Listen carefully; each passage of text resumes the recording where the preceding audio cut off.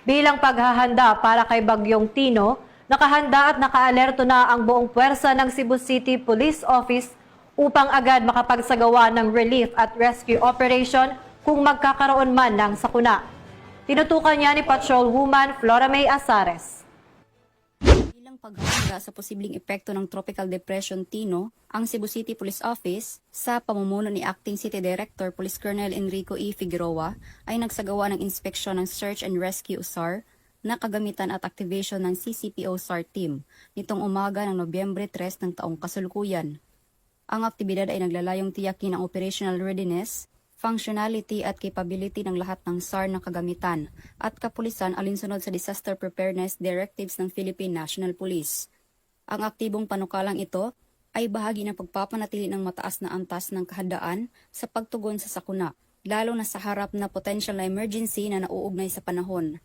Samantala, ang SAR team ay inaayos at inilalagay na sa standby para sa agarang deployment kung sakaling magkaroon ng rescue, relief o evacuation operation sa mismong syudad. Itinatampok na inisyatiba ang dedikasyon ng CCPO sa mabilis at epektibong pagtugon sa emergency, na tinitiyak na ang mga buhay at ari-arian ay pinangangalagaan laban sa potensyal na banta ng dulot ng mga natural na kalamidad.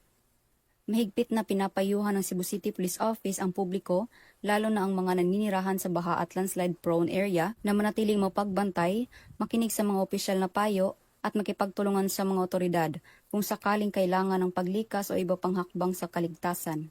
Public safety is our top priority. We urge everyone to stay informed, prepare necessary supplies, and follow the guidelines of local authorities. Through collective vigilance and cooperation, we can ensure the safety and resilience of our community, ayon kay Police Colonel Figueroa.